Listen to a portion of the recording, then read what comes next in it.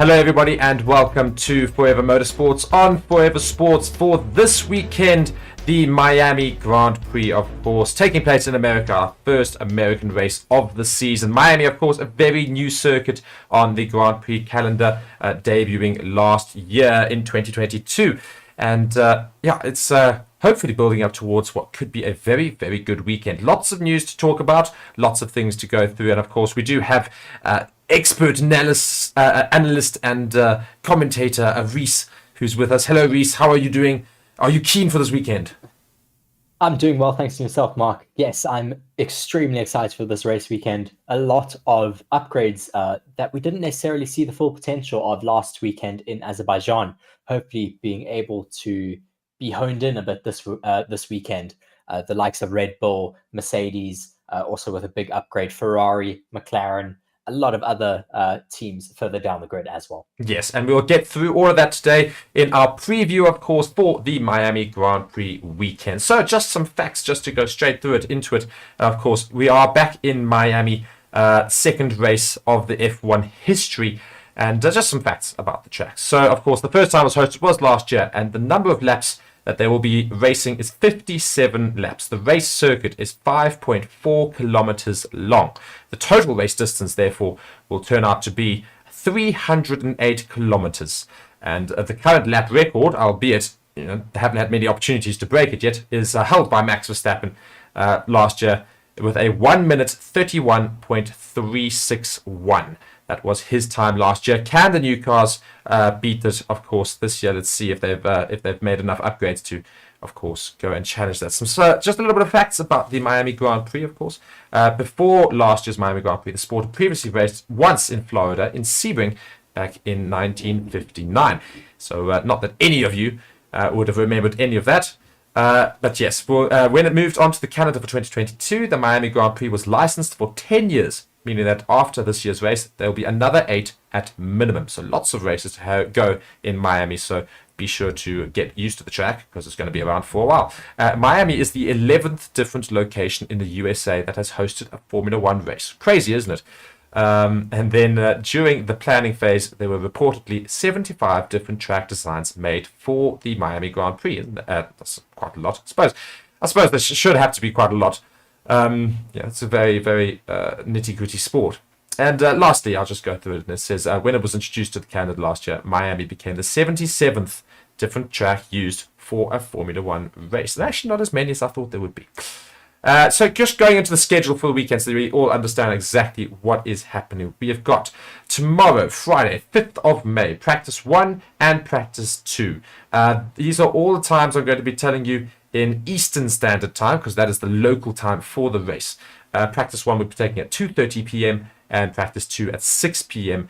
And for British Standard Time, for most of our other people, and that would be close to more of the African nations and otherwise, you're looking at 7:30 p.m. in the evening and 11 o'clock in the evening. That's British Standard Time. Saturday then comes May 6th, practice 3, 12:30 p.m. in Eastern Standard Time, and qualifying at 4 p.m. Eastern Standard Time for British peoples. That's 5:30 and 9 p.m. respectively. And Sunday, the big race on May 7th at 3:30 p.m. Eastern Standard Time, otherwise 8:30 British Standard Time. And for all the South Africans, that's 10:30. So, lots to look forward to, Reese. Yes, just the article straight going into news for this race weekend. The FIA has announced that they will be shortening some of the DRS zones in Miami. So, as reported before the season, the first 5 races of 2023 would see changes to the DRS zones, either extensions or reductions, in order to better balance overtaking.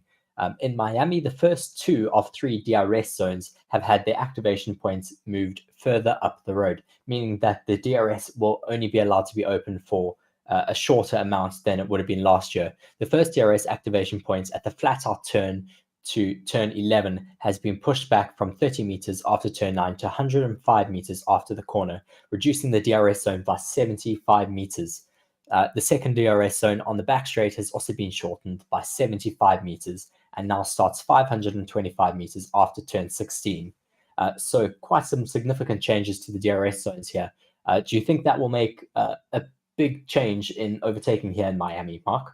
Well, I mean, it's funny, because if you guys want to know, we go and race. Of course, every time we come to a race weekend, we go and race the equivalent track inside the game, of course, with the team. And a whole lot of comments from everybody was just saying how long these DRS zones are from last year. Of course, we were playing last year's version of the track, and just saying that it's just stupidly long in terms of like it's so easy to overtake some people. So, and I think that is what we more or less saw last year, especially with those Red Bulls, with the DRSs, of course, being like some of the most powerful on the grid. They found it so easy to make use of DRS to get ahead of everybody last year, and shortening the DRS zone would, of course, will result in Red Bull having a less opportunity, I suppose, in terms of it's a smaller space. I still think they're going to do absolutely fine with it. But what it certainly does do is it does reduce the ability for the attacking car to overtake the defending car and gives a bit more favor in the defender. Of course, having a shorter DRS zone, it's less time for the DRS to be open. Car in front can, of course, defend a bit better. And that's what we do want to see. We want to see some genuine defense, see cars right on tails for longer. So hopefully that results in better racing this weekend. Yes, for sure. Certainly looking very much forward to that. Going now on to Red Bull, Mark. Yes, indeed. As I said, big news, of course, this, and I'm just going to pull across the news studio here. Red Bull have, of course, and the resource alerted me to this immediately, but they have going to try and curb the curse of a special livery for this weekend. It's a really, really, really cool livery, and I would love to just try and get it to come across, but for some reason I can't get the image up. But nonetheless, we will get the image up as soon as I can. But it's a very, very cool car. So basically what's happening is they've pinstriped it with a purple, a red, and like a very light blue going across the whole car from left to right. And of course, it's very Miami, of course, and all those bright colors of the Miami scene. So it is very, very cool, and I can't wait to see it now. Yes, very, very exciting to see that Red Bull is allowing fans to design the livery for their cars for 3 of the races this season. All of the American circuits are being, their cars are all being designed by a fan for each of the American circuits. As I say, I'll just read through it. Sorry, I was just trying to get my image up, and I've got it now. So, as I say, so they're going to do 3 fan-penned designs across the whole campaign. So it's going to be in Miami, Austin, and Las Vegas. All of them, the American races. So that's also quite interesting to note. They've made a special thing for all of the American races, not any of the other circuits. So that's quite interesting. I think it's maybe because... Here's a theory. Do you think it's because they think America is not quite traditional at Formula One? So when they do these little special things that have not been a thing of the past, they're going, well, you know what? We're going to stay away from doing it like Monaco, for example, or otherwise, we keep it traditional there. You keep your normal livery. And we go to America, well, they're new. They don't care. So let's just go and put the fun stuff there. Well, I think it's also a very good marketing tactic. I mean, we've seen how Formula One as a brand has been trying to attract the American market more and more. I think this is Red Bull's way of doing it as well. Of course, Red Bull signing with Ford for 2026. They're just getting more and more involved with the American market, possibly. Yeah, and just continuing on here. So the judging panel for the cars, the different liveries, of course, was headed up by the Red Bull team principal Christian Horner, and included representatives from the team's title partner Oracle, principal team partner Bybit, and technology partner Mobile One. And Horner had to go and say this. He says, to give our fans the opportunity to influence our design at the 3 USA races is something you just don't see other teams doing, said Horner. It is important to the team to be able to involve our fans in what we do and give them unique opportunities like this. I think Martina has done a great job, and the livery looks incredible when you see it in real life. The design keeps the ethos of who we are, but introduces Miami to the Red Bull 19 as well, the RB19. We are definitely going to stand out when you see that car on track. I'm intrigued to see what people come up with for Austin, and of course Las Vegas. That promises to be really exciting. So yeah, very, very cool. But as I said when I started this whole thing, there is normally a curse when it comes to special liveries for race weekends. Well, you say that, but I mean, it hasn't necessarily been a curse for all of the teams. I mean, it's certainly been a curse for Mercedes when they ran that heritage livery in Germany. that did not go well. No, that was a shocking day out for them. Red Bull ran their Honda tribute livery, and they won that race. So I mean, maybe it's not a curse for Red Bull.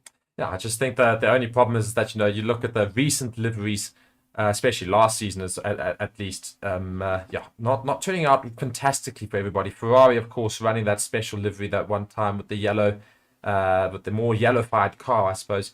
Both cars didn't end up on the podium. 75th anniversary car.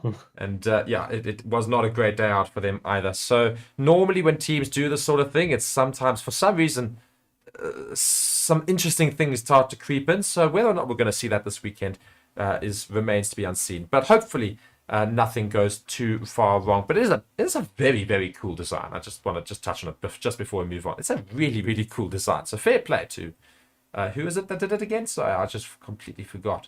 Martina, I think it was. Martina. Yes. So well played. Well played. That was it's a very cool design.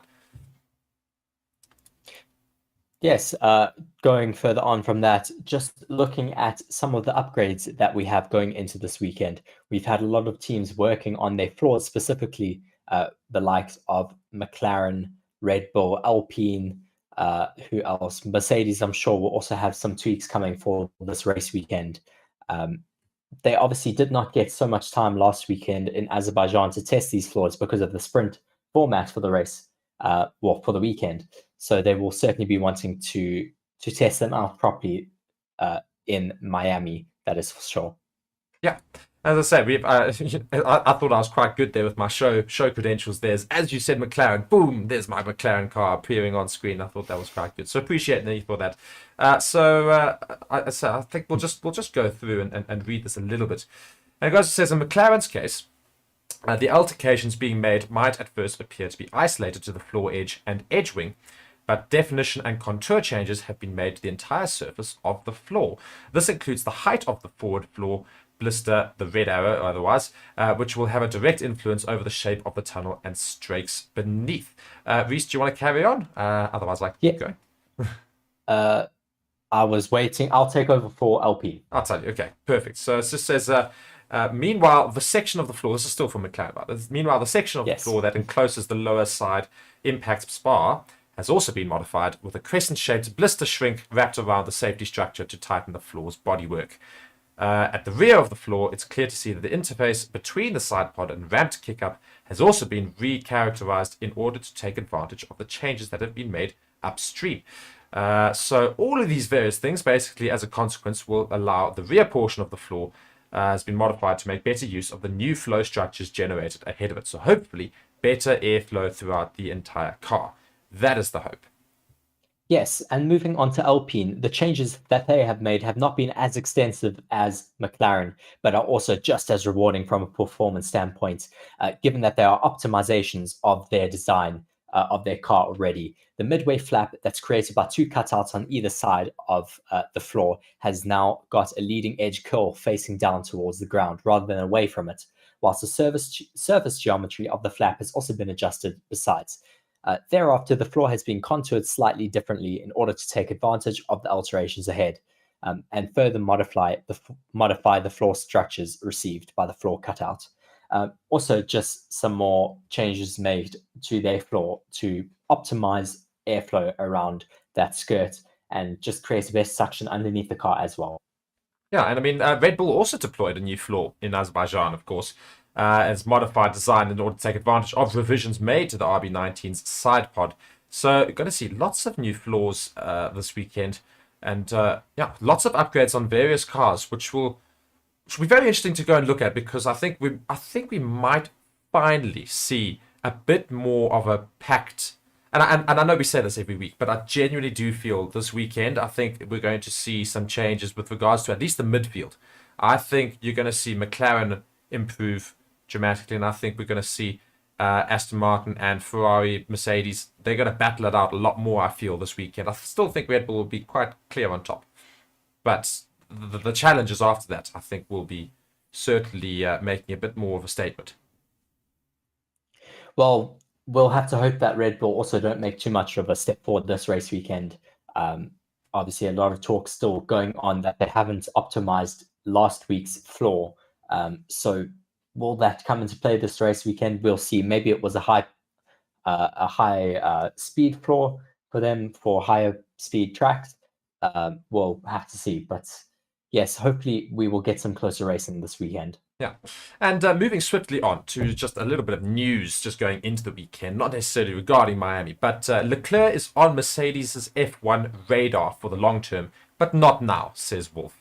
So that's very interesting in itself. The Mercedes boss Toto Wolff says Charles Leclerc is definitely a long-term option for his Formula One team, but has ruled out any imminent move for the Ferrari ace. Speculation emerged in recent weeks that Leclerc was in talks with Mercedes as a possible replacement if Lewis Hamilton does not stay into next year. But Leclerc himself denied there's been any contact with Mercedes or its boss Wolff, although he intriguingly added the word yet at the end of his sentence. Speaking at the Azerbaijan Grand Prix, Wolff himself also rubbished suggestions that dialogue had opened between the team and the Monegasque driver. However, he said it would be foolish of the squad to ignore Leclerc as an option for the longer term. Wolff goes on to say, Charles is a super guy and for the long-term future, someone you need to always have on your radar. And that's clear, but not for the short and the medium term. Wolff explained that the only time he had personally spoken to Leclerc recently was when he bumped into each other at the Melbourne airport on their return from the Australian Grand Prix. Leclerc's current deal at Ferrari runs until the end of the 2024 season. The current Mercedes driver, Lewis Hamilton, is out of contract at the end of this year. So, yeah. A lot of speculation going on, obviously, whenever someone's contract comes to an end, especially a 7-time world champion like Lewis Hamilton, there's always going to be a lot of speculation, a lot of talk. Maybe he'll get another 1-year extension, maybe a 2-year extension. We'll have to see from there, but I don't think we'll be losing Lewis Hamilton all too soon. Also, I think the problem, or at least the issue, not necessarily a problem, is the fact that Hamilton and Wolff have got a very, very good relationship. The Mercedes team and Hamilton have worked together for many years now. You know, it's like Mercedes Hamilton is in one word. That is just that's how we know it. At this stage, Lewis Hamilton is as much of a figure in Formula One as Valentino Rossi is in MotoGP. It's like Michael Schumacher. It's synonymous with the name Formula One. Exactly, but I think it's also when you look at the team, you know, it's difficult for Mercedes to go and say, well, you know what, Lewis, you're getting on in years. You're not necessarily as good a driver as you used to be. We need to move on to the next best thing, which maybe they see as Charles Leclerc. He would be a very good replacement, of course. I mean, Charles Leclerc, definitely one of the top drivers on the grid. You see it in that Ferrari. You know, Carlos Sainz got that same Ferrari, yet Charles Leclerc seems to always manage to get a bit more out of the car than Carlos Sainz. And I mean, we see that most in qualifying, where he outperforms sometimes the Red Bulls in a Ferrari that shouldn't be there. Exactly, as I say. So Leclerc's driving credentials are certainly there to say that any top team would have him. Red Bull would happily have him, I'm sure, if they were given the opportunity at any point. Imagine a Leclerc-Verstappen partnership. That would just be absolutely ridiculous. I don't know. I would not want to be Christian Horner. No. You were leading that team. Gosh. No, not at all. But as I say, so when Mercedes do need to replace a driver, Leclerc is certainly up there as the ultimate choice in terms of best driver on the grid. You look at Max Verstappen. After that, who's your best driver? I would probably say Charles Leclerc at the moment. Not necessarily saying Lewis Hamilton's not there. Just saying that in terms of future proof, Charles Leclerc is certainly there. And Lando Norris maybe as well. George Russell in with a shout, but he's already at Mercedes. So, you know, I wouldn't be surprised at all if when Lewis Hamilton does leave, whether it's next year, the following, or the following after that Charles Leclerc is the one sought out by Mercedes. I mean, it would be a very, very interesting partnership, Charles Leclerc and George Russell. Both, I think, very big, prominent figures, but I think they would make a good team. George has shown that he's a very good team player, as well as Charles has also shown he's a good team player. I don't know if Charles and Max driver team up would work because they both would just clash too much. Yeah, I don't think that would work very well. But yes, so that's all speculation there from Toto Wolff and Charles Leclerc, or Charles Leclerc. However, each person wants to say it. Everyone has a different thing. But yeah, and moving on to a little bit of just slightly separate information. Reese, you've got some news on F2. I'm actually going to hijack that a little bit and put in some Formula 1 23, the game, coming out very soon. Yes, we completely forgot about it when we were setting up the stream. But very, very exciting to have Formula 1 23 coming soon. EA Sports Formula 1 23 has been unveiled with a slew of fan-requested features and the return of its Breaking Point story mode. Not only will we see the return of Breaking Point, the immersive story mode including Aiden Jackson and Devin Butler, but the new game is also set to include new improvements on the physics and, importantly, the full roster of drivers, teams, and tracks for the 2023 Formula One season from day one. That is what we want to hear as fans, of course. As we hoped and expected, the full calendar for the 2023 edition of the Formula One schedule will be included with the new game. That will include the new venues, such as the new Las Vegas Strip street course in the US and Losail International Circuit in Qatar from launch. So keen for racing Las Vegas. I reckon that's going to be the best track of the year. I do actually think, looking at that Las Vegas track, I think that is going to be the best race of the whole season. I cannot wait to race it. It's going to be so awesome. Yes. It's really going to be such an amazing track, not just to play in the game, but to watch later in this year. Carrying on, the last Codemasters developed Formula One game to feature red flags, which is now being reintroduced in this game, triggered after a pileup was Formula One 2014. They've been absent ever since, and dedicated Formula One fans will be happy that they are returning. It may create some havoc, though, in our Formula One streams, but we'll have to see about that. As well as handling has now been further improved in the Formula One games, making it more predictable, at least, as well as hopefully allowing it to be a bit more realistic, truer to the new cars in 2023. Also, some questions from fans asking if Podium Pass is getting revised for the F1 World. Podium Pass has been in the Formula One game since Formula One 2020 and has remained largely the same since. It includes optional challenges across Grand Prix and time trial modes that dish out XP. That XP levels you up, and when you go from one level to the next, you unlock cosmetic items such as car liveries or drivers' outfits.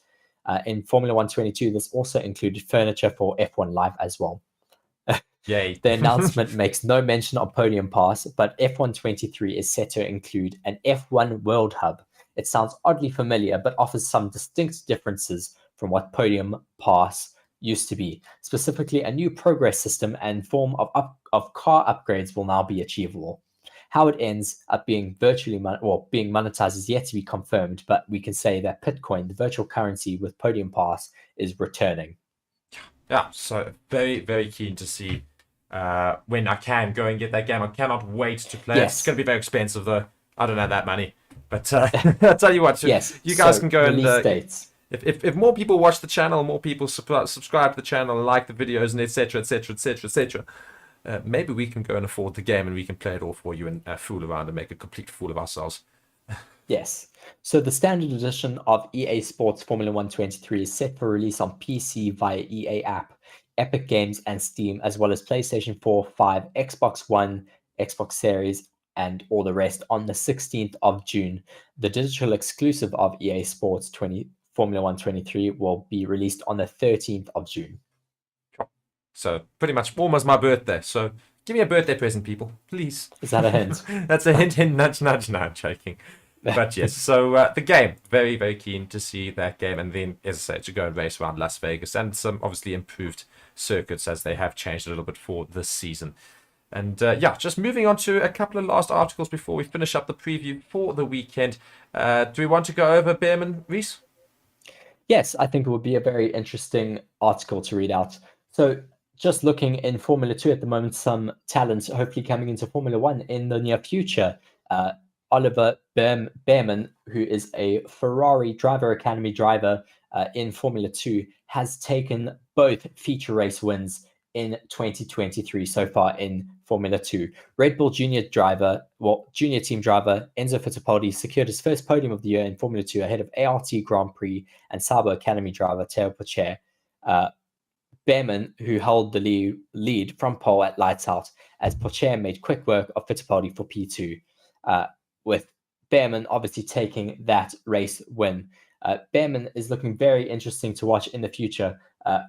We could hopefully see him in Formula 1 very soon. And as I say, we talked about Charles Leclerc earlier in regards to his potential moving to Mercedes in the next few years. Maybe Charles Leclerc does leave and the replacement is, in fact, Oliver Behrman.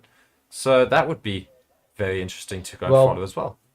It's looking like they may need to replace Carlos Sainz. So we'll have to keep an eye on who Ferrari have seats. Have that could come and fill those seats for them. Do a driver swap, send Hamilton to Ferrari. Well, there's been so many rumors about that as well. So Dear, shocking. But yeah, lots of potential moves coming up. But very good to go and watch F2 as well, people. Really, really cool. You go and see basically the Formula One drivers of the future. And just to end off, quite an interesting little fun article here. Toto Wolff. He is going to go and teach an MBA course at the Harvard Business School. How cool is that? Mercedes Formula One team principal Toto Wolff has extended his relationship with the Harvard Business School by becoming an executive fellow and guest lecturer. The Austrian will teach a course for first and second year MBA students under the title Mercedes F1 Leading a High Performance Team. The course will take place in January 2024, taking advantage of a rare, relatively quiet period in Wolff's usual hectic schedule as boss of the Brackley organization. Wolff will teach the course in conjunction with Professor Anita Albers, with whom he has worked closely in recent years. Dutch-born Albers followed Wolff and the team during the 2021 season, studying the way he operated, and wrote a case study called Toto Wolff and the Mercedes Formula One team. Very original name, isn't it? Which led to previous appearances by Wolff at the university's campus in Massachusetts. The pair also collaborated on an article in the prestigious Harvard Business Review called Number One in Formula One, which encapsulated Wolff's approach to leadership in 6 lessons. The executive fellow role is granted to people working in various areas who are willing to teach in their spare time along with their day job. So very, very cool from Toto Wolff to go and take part in this. And but also, what an honor. To be asked by the top university in the world to go and explain exactly how you do things, because that's what people want to know. yes, for sure. And Toto Wolff says there in the article, I feel very honored and privileged to continue working with the incredibly bright young minds at Harvard, said Wolff. Whenever I step on campus, I'm inspired by the students' curiosity and ambition, and I leave energized by the special learning environments they create together with the brilliant faculty. We very much look forward to welcoming Toto back to the campus, said Albers. So clearly a very, very exciting opportunity there for Toto Wolff, as well as the students at Harvard. I say more for the students. Imagine being a Harvard student, you go there and then Toto Wolff telling you how to make Formula One cars. Not quite, but obviously how to run a team. Would be awesome.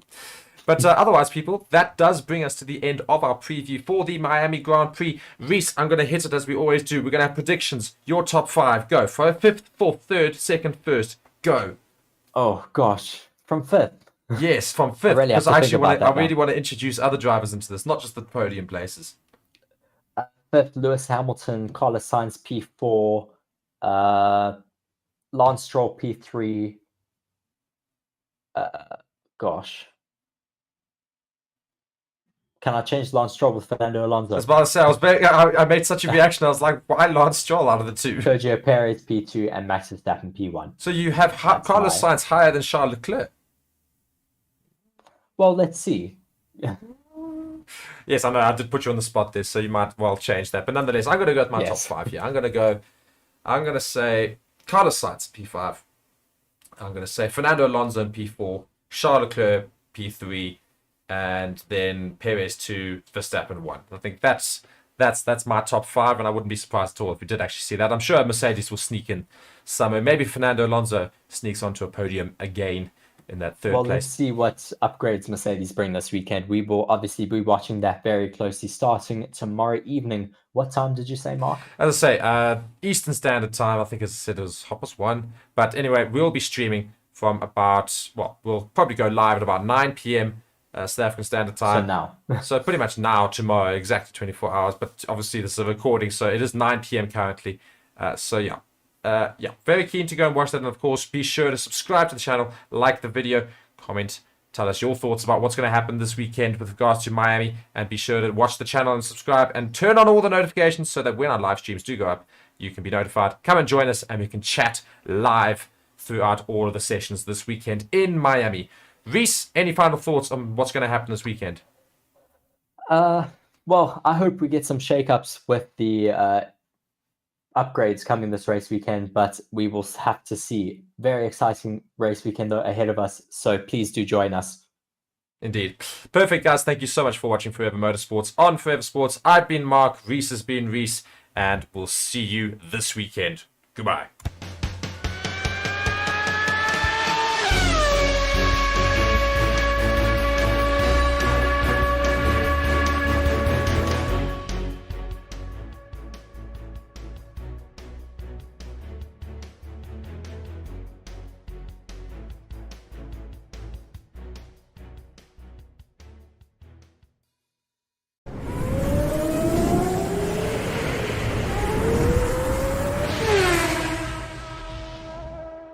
Hello everybody and welcome to Forever Motorsports on Forever Sports. Today's guide on how to watch the 2023 Formula One season, which kicks off this weekend. The Bahrain Grand Prix will officially get the season underway, and there is just so much action between now and about November when the season will come to an end.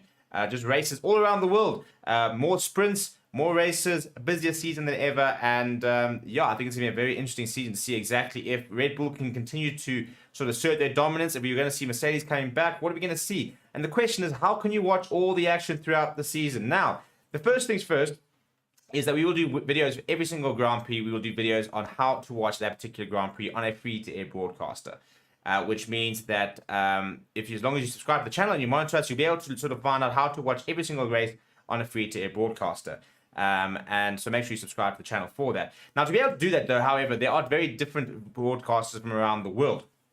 So what you're going to do is you're going to get yourself a VPN. I recommend using ExpressVPN because we've tried and tested it and it just works. So what you're going to do, link in the description, get ExpressVPN, get yourself that year subscription as well. If you sign up for a year subscription, you'll actually get an extra 3 months for free, which means you'll be able to start watching from this weekend and it'll cover you up to about June next year.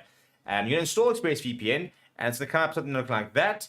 And you think if you click on the right hand side there, you're then going to get these this pop up, and those are all the locations of all the various places where you can connect to sort of servers. And what it does, it kind of geolocates your device. So for example, for Bahrain, there are free-to-air broadcasts in Belgium as well as in Austria. So you connect to those locations and you go to those sites. But if you totally wanted to watch the entire season, my recommendation would be to get F1 TV Pro. Now, it is only available in certain locations, that being the US, the Netherlands, Sweden, I think Spain, Germany. Then you'll need to use ExpressVPN if it's not covered in that region. And again, so what you do is you go on ExpressVPN, you go and select the United States, and then all you do is you turn it on. As soon as this goes green, it means that you are currently connected to a server in the United States. You're then going to go and sign up for F1 TV Pro, which is $45 for the entire year. Alternatively, it is $5 a month, which is really not a lot of money. And you can get so many more things. You can watch onboard footage with individual drivers. You get behind-the-scenes content. It really is the best way to watch Formula One. However, you can only watch it in those regions. And that is where a VPN, like ExpressVPN, will come in clutch and enable you to really sort of get the most out of F1 TV. Check out the description for a sort of step-by-step guide on exactly how you can do it. Apart from that, we'll see you guys throughout the season.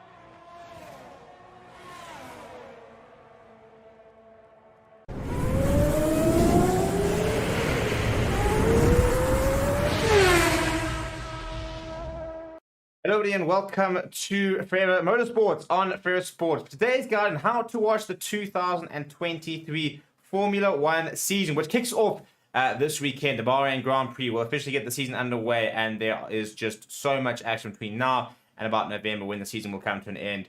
Just races all around the world, more sprints, more races, a busier season than ever, and yeah, I think it's going to be a very interesting season to see exactly if Red Bull can continue to sort of assert their dominance, if we're going to see Mercedes coming back, what are we going to see? And the question is, how can you watch all the action throughout the season? Now, the first things first is that we will do videos for every single Grand Prix. We will do videos on how to watch that particular Grand Prix on a free-to-air broadcaster. Which means that as long as you subscribe to the channel and you monitor us, you'll be able to sort of find out how to watch every single race on a free-to-air broadcaster. And so make sure you subscribe to the channel for that. Now, to be able to do that, though, however, there are very different broadcasters from around the world.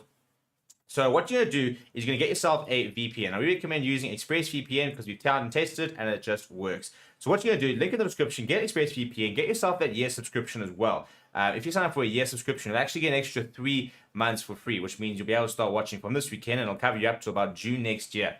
You're going to install ExpressVPN, and it's going to come up something like that. And you think if you click on the right-hand side there, you're then going to get these this pop-up, and those are all the locations of all the various places where you can, connect to sort of servers. And what it does, it kind of geolocates your device. So, for example, for Bahrain, there are free-to-air broadcasts in Belgium as well as in Austria. So you connect to those locations and you go to those sites. But if you totally wanted to watch the entire season, my recommendation would be to get F1 TV Pro.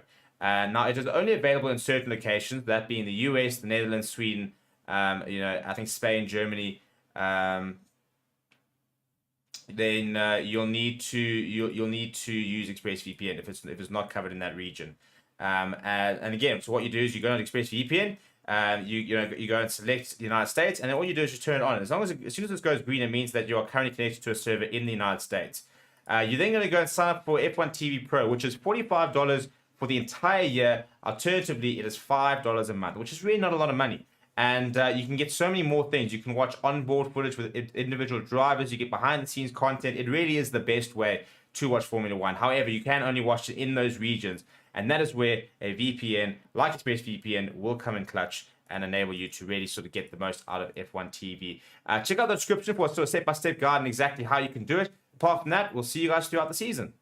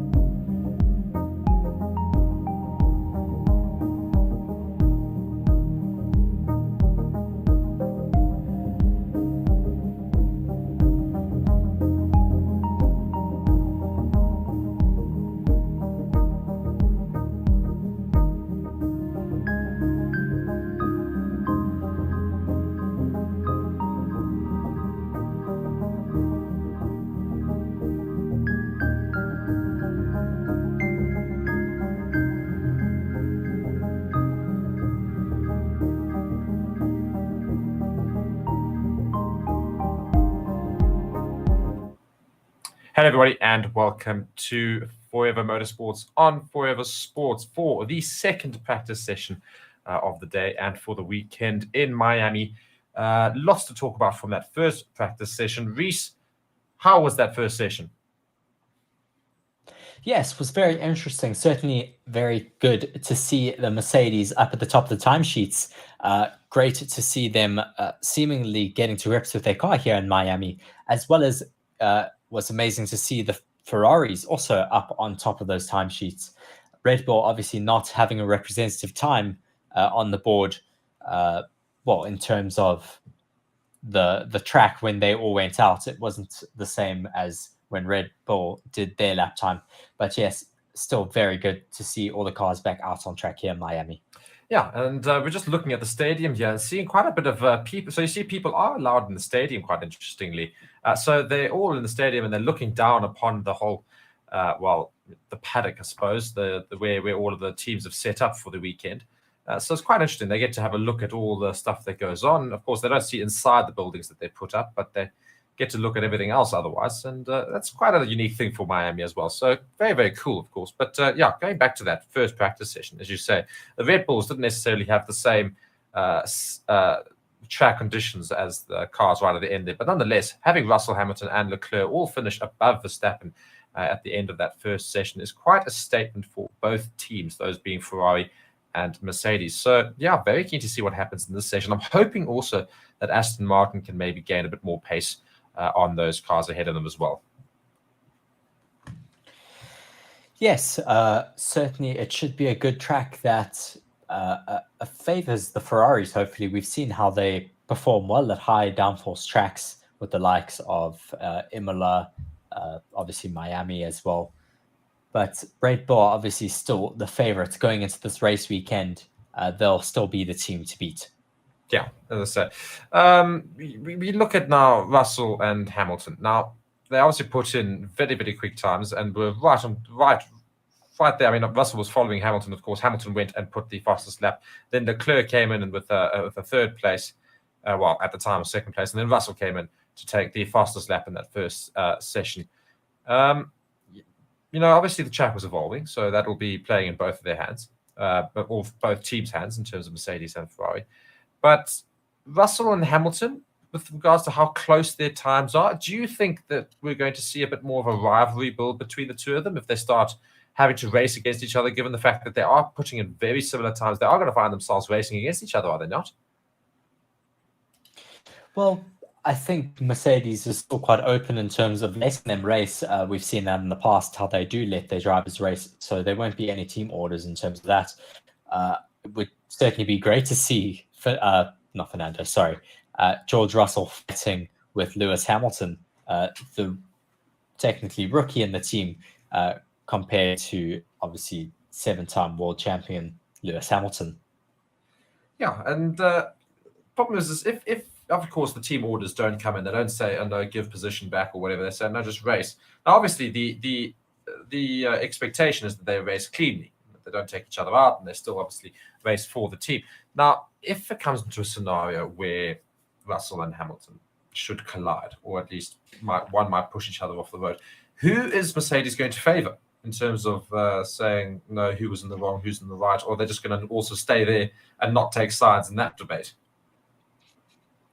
I think you have to stay neutral, but at the same time, Lewis is the senior in the team. He's been around for a lot longer. He kind of leads that team. So I think they would more have to favor Lewis, but obviously depending on the situation when they do crash.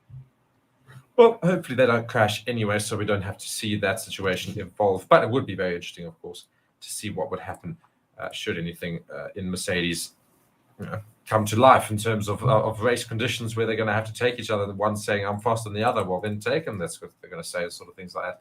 So, yeah, I mean, looking at the grid here, so standout performance, of course, Mercedes in that first session there. Leclerc and Sainz also very close times to that of Verstappen in fourth. Leclerc, of course, getting ahead of Verstappen. Should we be concerned a little bit about Sergio Perez, of course, Verstappen's teammate? Perez only in 11th place with that qualifying simulation lap in free practice 1. Yes, it is rather odd that we have Sergio Perez so far down, especially it's street circuit-esque here. So, I mean, you would expect him to do relatively well. He did well last year in the race as well. Yeah, it is a bit weird to see him a bit further down the grid, but I'm sure he will show us a bit more of his pace this session. Now, of course, we saw quite a few teams running with the aerodynamic fluids around the car just to go and see how the airflow is moving around the car with all these new upgrades on the various vehicles. Are we going to see some more testing in the second session, or do you think they're going to have pretty much nailed what the setup should be by the end of this? I think we could still see a bit of testing in this session. I mean, McLaren had quite a lot of that high visible fluid on their car, so I think they might still be trying to look a bit at what their floor or their upgrades are doing. So we may still see a little bit, but I don't think from the big teams. I think most of them are quite happy with their setups already. So, yeah, I mean, we talk about McLaren, Piastri all the way at the back there because I can't remember if he did have many problems at all, but well, no, this is the timings have been reset now. So that's a good point. So no, I was just looking at this thinking, hang on, that doesn't make sense. I'm looking at all the numbers going, but yeah, it's been reset for our practice session 2, which is going to get going in just a bit. And just looking at some replays from Azerbaijan, who is that? Is that Russell? He made an overtake in the pit entry. I didn't know that. Yeah, you can make it before the line. Yes, you can. I mean, we saw Sebastian Vettel doing that in China years ago. He was obviously an absolute master of all of the rules related to Formula One, and he did that and gained an advantage and obviously took a place as well as what Russell did in Azerbaijan. Very interesting, though, to see that happen. We don't get that very often. No, not at all. But a very good appreciation of the rules there from George Russell in order to try and overtake there. Lance Stroll caught a little bit napping, I suppose, in terms of allowing him to come right up to that point there. So, yeah, what are we going to look forward to in the second session? Do we think Red Bull are just going to go and stamp their feet and stamp their authority onto the other constructors in the grid, or do we think we're going to see some more surprises? I think this session is very important. Of course, they do a lot of their race simulations in this session. So, I mean, you want to look at their tires when they're going for their long runs. You want to see how they are dealing, because, I mean, this is going to be representative of your race as well. It's going to be later in the afternoon on Sunday. So you want to be able to do a long run without maximum degradation on those tires, something that Ferrari has really been struggling with this season. So they will really want to be getting to the bottom of that in this session today. Yeah, and I'm just having a look through here of some things on F1 Twitter, just to try and find some other things that people might have spotted. Not seeing too many things. Of course, there's a lot of memes at the moment going around with Brad Pitt and George Russell and that Mercedes team. So that's also something to also go and look at. But well, yes, big news of that is big news about Brad Pitt is that he is going to be doing some demonstration laps during the Grand Prix forming of this new Formula One motion picture, which Lewis Hamilton is obviously involved with. Yeah, so that'd be very, very cool, of course, to see Brad Pitt racing around in a Formula One car, or at least an equivalent sort of car. And yeah, not too much. It's very interesting, that big banner up in the sky. Yes, it's very American Duracell banner. Yeah, as I said, another notable thing that we did see in that first session was Yuki Tsunoda yet again losing his mind with an Alpine. I think it's Gasly. Gosh, Yuki.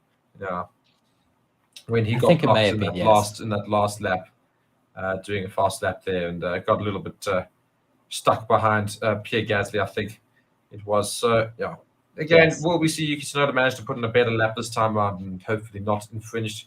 I'm sure he will be able to have some time to do that. Of course, Hulkenberg, will his car be ready for the session? I think it should have been fixed by now, surely. Oh, yes. No, that will be done by now. That would have taken half an hour. They've had more than enough time.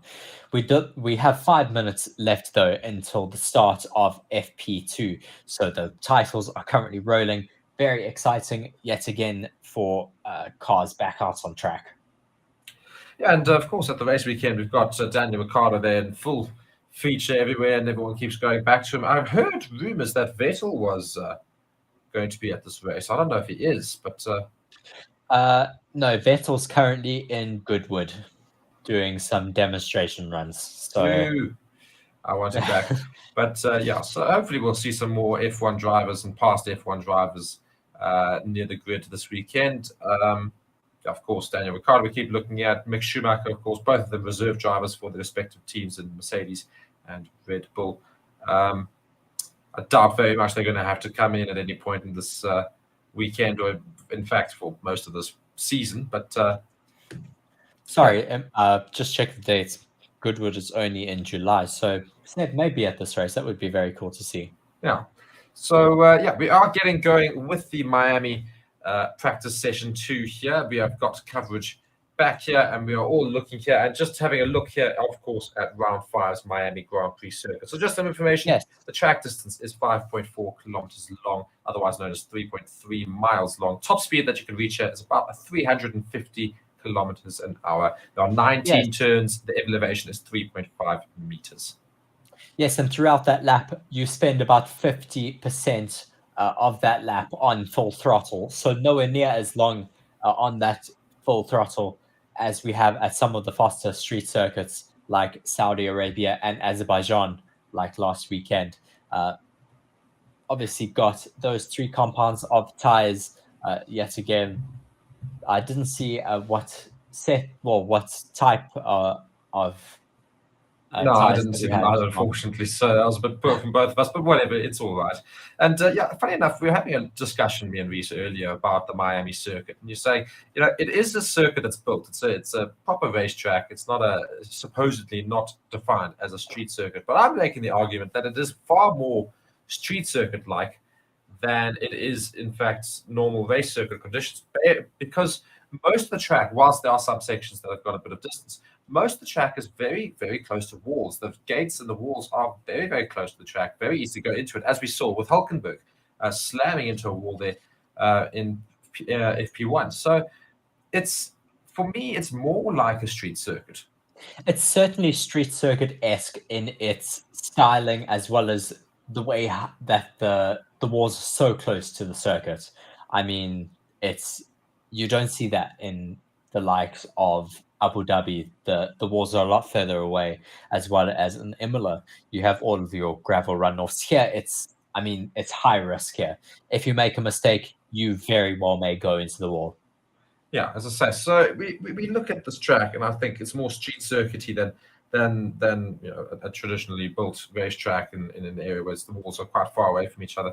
And what that does allow for is some very, very close quarter combat, I suppose, in terms of not making a mistake when trying to make an overtake in the race. Because if you do happen to push somebody a little bit wide, they're not going off into a runoff area. They can't afford to just do that. They're going into a wall straight. And looking at images right here, I mean, the white line, which they cannot have all 4 tires over. It's impossible to have all 4 tires over in some parts of these tracks because it's so close to the wall. So, I mean, it's very, very interesting in that regard. And so that's going to be very good fun to watch on Sunday. Yes, just a bit of an update on the Drivers' Championships. Just looking at points here, Max Verstappen currently leading the Drivers' Championship with 93 points, closely followed by Sergio Perez with 87 points. In third position, we have Fernando Alonso with 60 points, followed by Hamilton with 48. Carlos Sainz in fifth with 34. The other Ferrari driver with 28. Charles Leclerc quite far behind Max Verstappen. Huge gap between sixth and first there, Mark. Yeah, I mean, it just sort of sums up how powerful those Red Bull cars are. But great to see Fernando Alonso there in third at 60 points, not too far behind compared to everybody else. So that's always good fun. And funny enough, for all that everybody says that George Russell's been racing better than Hamilton, of course, Hamilton has, however, finished more races than Russell, and so has managed to get a few more points than his teammate. It's lots of points for grabs this weekend. Of course, not as many as last weekend where we had a sprint, but we do, of course, have the fastest lap and the top 10 places on Sunday already. The practice session 2 should be underway. Green flag shouldn't be waved. Yes, I can hear cars in the background, so I imagine they are getting out on track now. Indeed, we currently have Bottas, Joe Stroll, and Alonso, as well as Kevin Magnussen making their way out on track right now. So let's get going with FP2. Very, very cool track. There's some really, really cool visuals as well as we look around here. And the whole racetrack here is actually pretty much built in what was the car park for the Hard Rock Stadium. Yes. So yeah, very American. I mean, they have created a very cool track. I mean, I certainly enjoy playing this track on the Formula One game. It's very technical, but also very, very fun in terms of overtakes because of those long straights. And we do see, as I said, a whole lot of cars entering onto the track right now. Bottas followed by his teammate Show, the two Aston Martins there. Just trying to see Magnussen there, Sargent, Norris, followed by Sainz, Tsunoda, Leclerc, Hulkenberg's made his way out. Gasly is now out. Both Red Bulls and both Mercedes still in the pits at the moment. Having said that, Perez makes his way out, and now we're seeing some Mercedes leave their own garage as well. So we should have Lewis Hamilton getting out of his pit box now. So all eyes are going to be on Mercedes, I think, for this practice session. Can they get times anywhere near what they did in the first session in terms of not necessarily the time itself, but how close and how far away they can possibly get from the Red Bulls? Or I think it's more going to be how close can they get to the Red Bulls. I don't think the Red Bulls will sit in second and third in the session. I'm sure that we'll see Max Verstappen and P1 at the end of it in terms of fastest lap time for the session. Yes, we currently have Valtteri Bottas starting a fast lap. He is currently in Sector 1, setting quite a good time so far. Esteban Ocon hasn't gone out at the moment, though, but just looking at the footage at the moment, they're just checking Ocon's front wings to send him off straight away. But yeah, obviously just trying to get his setup perfect for the session. 31.78. So, so we'll see these laps times tumble as we see Verstappen out, also setting a first sector purple as Leclerc goes fastest at 131. My word, Max Verstappen is already with 130.7. I don't know what tires he's on, but we should find out very soon. Max Verstappen, though, putting in some blisteringly fast times out there. There you go, a 130.1, and already, as you say, a quicker time than in earlier session today. So just 5 minutes into the second session, and we see the Red Bulls putting in quicker times already. Yeah, it's not a bad time. I put a faster time in earlier on the game. Yeah, you're better than Max Verstappen. Verstappen's got nothing on you. We see Danny Rick just on the pit wall there. Always great to see that smiley face. Such a great personality of the sport. Lots of pressure on Sergio Perez to perform, obviously with Danny Rick sitting in the wings waiting for any slip-up to take over.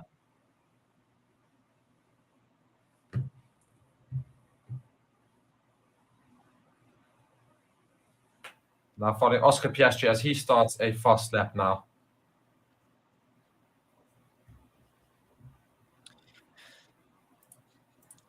Pierre Gasly currently ahead of the Ferraris as well as the Williams splitting the Ferraris right now. What is going on? Might just be down to tyre choices. But, I mean, Pierre Gasly not far off of the two Red Bulls right now. No, not at all. I think we will see some quite a few sub 130s in this session now, just based off of the early times here. Just 7 minutes in, there'll be more rubber on track, of course, as the session carries on going. And we're already starting to toe the line at that 130 mark. So I'm sure we'll see some cars under the 130s. As to which ones will be there, I'm sure the Red Bulls, perhaps the Mercedes, the Ferraris, and the Aston Martins. Maybe the Williams might sneak in there. Who knows? I've just heard that the McLaren, I think, of Oscar Piastri is having issues with his steering wheel. The screen is not working at the moment. He was going to come into the pits, but decided to stay out for another lap.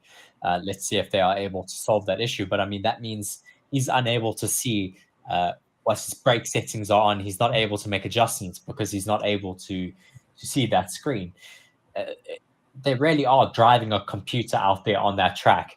And you have to make so many little micro adjustments on the brake bias as well as his differential throughout.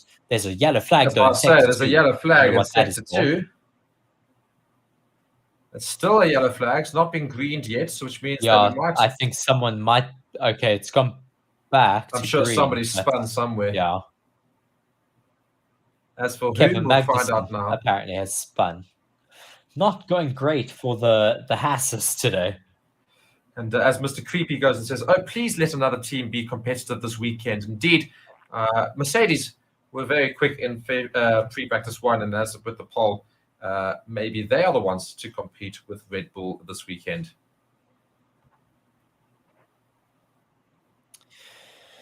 Yes, I think people are currently doing some long runs, so just set some fast times in the beginning. As we see Charles Leclerc now on a fast lap. Guess I wasn't right. Oh my word, very Sainz fast, is quickest. Wow. 1:30.128. So close though between Verstappen's time and Sainz's time. And here comes Let's Leclerc. see I'm what sure this is Charles going to be Leclerc can put quickest out now. there. A sub 1:30, As Gasly indeed. now goes ahead. 1:29.4. I definitely think we are going to see some sub 1:29 lap times here. Yeah, I'm going to be very Currently intrigued on to see the mediums and end of the breaking the session. 30s. Yeah, end of the session, I think, is what you want to stay with. Yeah, just watching Perez now goes 1:29 points. I think it was 0.8. Oh my word! By the way, Kevin Magnussen had a big spin there. Actually, does go into the wall. He was so lucky not to destroy that front wing.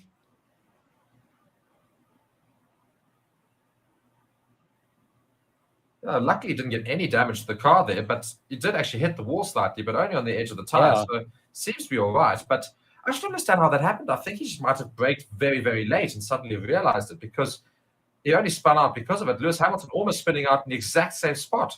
Maybe it's not quite grippy enough there yet. Yeah, maybe just needs to rubber up a little bit more. We didn't see this issue, though, too much during FP1, so it's a bit weird. Maybe perhaps it's because they're going for it a bit more because they got used to it in the first hour of practice, of course. And so that's the speed they hit it in the first practice. And now they're trying to hit it again, but it's less rubber, of course. Yes, it is a very difficult section, though. So, I mean, it could also just be braking a little bit late, trying to find a little bit more time. Yeah. It's very cool, though, to see Logan Sargent all the way up in 6th position at the moment. Yeah, I know. In his home country, of course. So, yeah, Sargent putting a decent time there. Let's see how long he can stay in that top 10. His teammate Alex Albon also there in 8th as well. Russell here putting in a very good lap. Could very well challenge Leclerc's lap. I'm not sure it's going to be quicker, but it's certainly going to be very close to us. He's coming around the final couple of turns here. He's got some very good sector times in Sector 1, Sector 2. Here he comes across the line in a 1:29, 1:30. Okay, only all the way at 7th. Still behind Sargent. But still a 1:30.6. So not too bad from Mercedes there. I'm sure we'll see some quicker laps later on in the session. Yes, let's see what other drivers start to. It looks like Max Verstappen may be ramping up for another flying lap here, as he has put himself up into 2nd.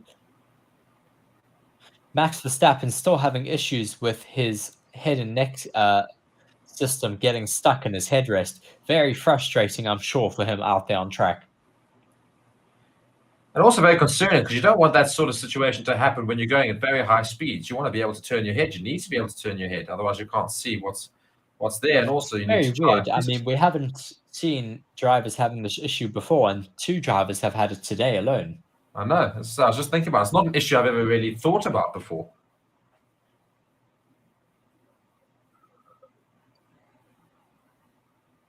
Just following Nico Hulkenberg here, just going around the track. He's going to be up towards the end of the 2nd sector. He's put in a decent 1st sector. His 2nd sector is 0.8 seconds behind Leclerc. So at the moment, he could very well see himself up all the way into 5th if he manages to put a decent last sector here. If not, we'll probably end up 6th, 7th, or 8th, maybe even 9th in the top 10 at the moment, to see how he fares with this lap coming into the last sector here. Just having a look here at the Alpine headrest. Of course, the commentators here on stream are not allowed to touch it. Of course, they'll get into a lot of trouble. Just having a look, though, at the construction of that, it's weird. I mean, it's very flat. You wouldn't think that you'd be able to get stuck in it at all. I think maybe just the connection part might get a little bit caught in the back of it. But yes, certainly not an issue I've ever heard of before. That's not an issue I've ever thought of, is it? I mean, for all that you said, he's not allowed to touch it. He's having a lot of fun now moving it about. So I think they're not going to get too upset about it. See Verstappen here putting a fast time, and he put a purple first sector, but a slower second sector than that of Charles Leclerc. So I'm not sure he's going to beat Leclerc's time, but let's see how he fares. He's coming around, and he has put in a 1:29.6. Will he go quicker than that? Indeed, now he goes fastest. Just goes fastest, 1:29.3. These lap times are just tumbling here. Obviously, these cars are quite high fuel because they've all gone out and done about 4 laps now. Yeah, but so they're only going to get quicker if they keep going. Well, I want to know how many laps they've got left in them.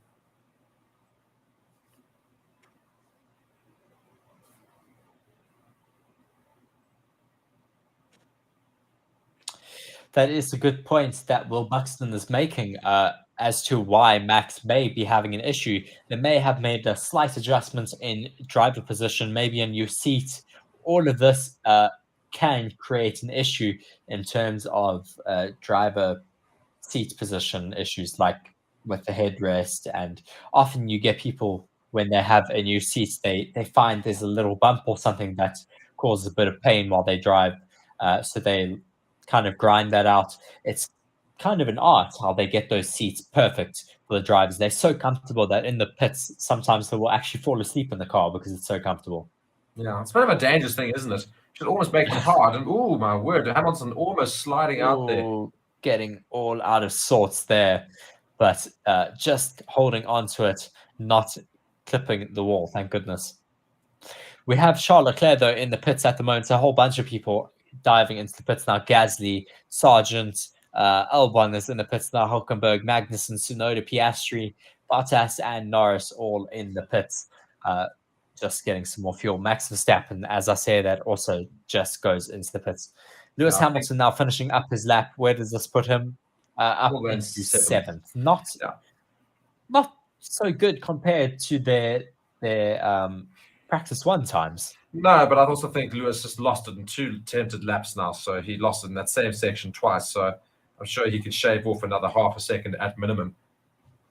So we're just watching a replay of that, and you can just see, he really does lose it a little bit there. And has to readjust. Hits that curb quite hard. Yes, just takes a bit too much curb, runs a bit wide, and just hits the floor as well on that curb. You really don't want to bottom out your floor too much. That will break all of those small little elements that you have underneath there that really sculpt and shape. Ooh, is that Sainz there? Sainz also getting a little bit squirrely. A little bit close to the wall there.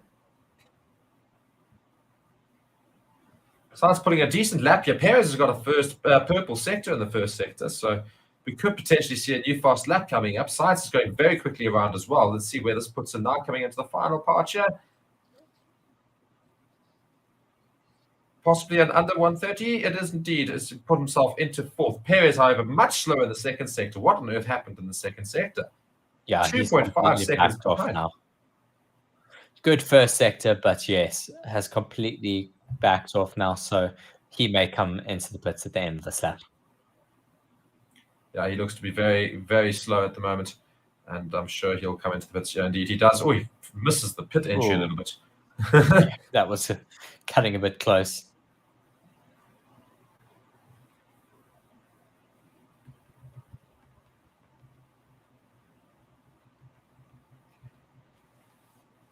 So, not too much action out on track at the moment now. Carlos Sainz, Russell, and Hamilton still out there, along with Stroll and De Vries. Lance Stroll needing to put in some decent times, of course, in that Aston Martin, trying to get close to his teammate Fernando Alonso. Nico Hulkenberg in that newly fixed-up car, of course, crashing out in P1. Let's see how he fares in this session. So far, he's currently in 12th. So sitting there nicely. Quite an interesting fact for anybody watching as well. There are only 2 constructors currently in the Formula 1 grid who have had both their cars finish every single race. That is Red Bull and Haas. So fair play to both those teams. They're the ones that have got good reliability in their cars, not crashed out in any of those races. So which race will be the first one that they don't finish? We should see some cars back out on track very soon. Once the track gets nice and quiet, some teams will want to take advantage of that for sure. to get some clean running. But still a lot left of the session, 42 minutes left to go. A lot more running to come. It's a very Miami hat for the Red Bull mechanic there. And we're just watching here the Sergio Perez error that's led to him coming in. Oh, he got held up.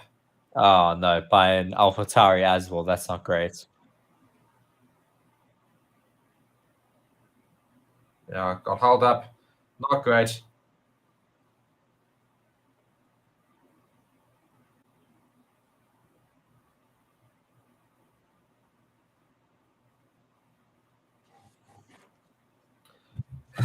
So, yeah.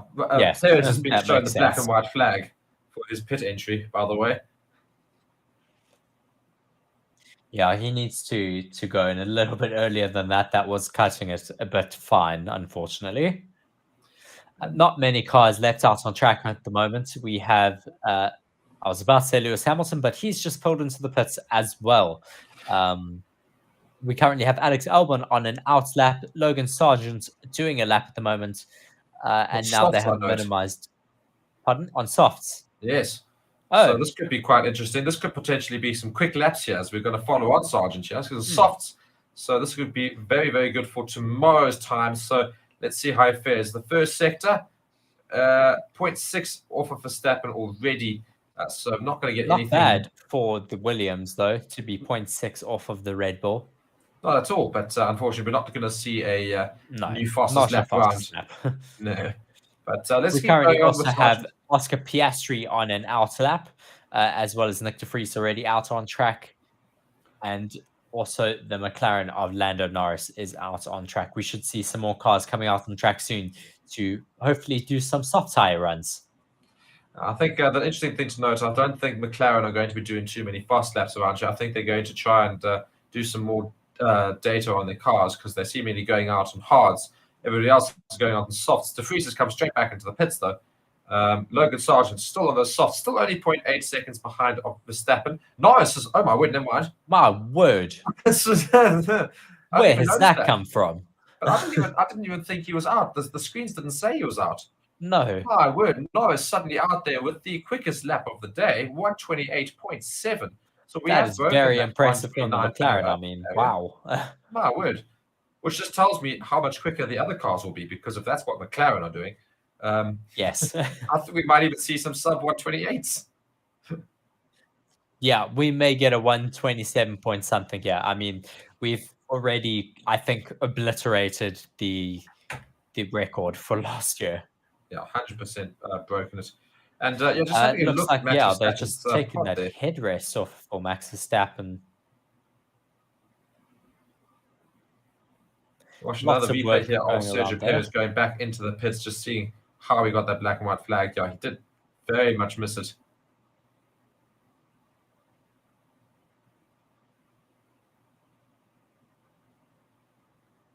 Yeah, no, that was slightly out. In a race, you will probably get a penalty for that.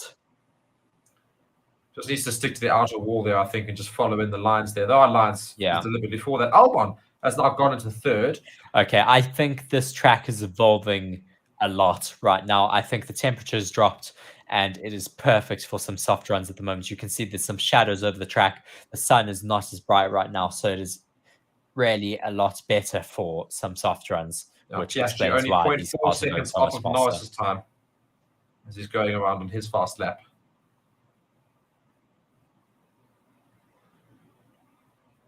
Oscar Piastri is certainly going to want to put himself as close as possible to Lando Norris. He's really wanting to, as he's smoking quite a lot around there. Did you see him? I think it might just be dust. I think it's the floor of the McLaren in that section might be rubbing. Even there, it's still kicking up a little bit. Might well be a hot floor.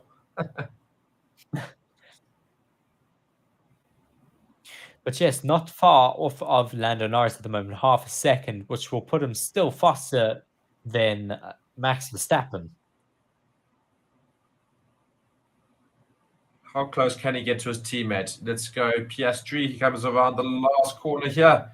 And he goes over in a 1:29.3, so not close to his teammate, 0.6 seconds off, but still faster than Verstappen, as you say. Yes. As Lando Norris goes straight back into the pits, that shows that they were on extreme low fuel runs. So that is their quali sim done for today. Which tells me that there's definitely going to be some sub 128s. Yes. Definitely. And of course, if you guys are watching, be sure to let us know where you're watching from. And like the video, comment in the comment section your thoughts on the race so far. And be sure to subscribe to the channel for more live streams and news about Formula One throughout this season. 36 seconds left of the session. Still a lot of times. Seconds? Sorry, 36 minutes. Well, so that'd be quite fun if the 36 seconds. Get out of the track quickly. Still lots of work happening on Verstappen there. I mean, they're obviously wanting to understand what the issue is, because they don't want this to happen during the race. That is the last thing you want to happen, is your driver having visibility issues, really, because that's what it will cause. You don't want that to happen at all during a race. No.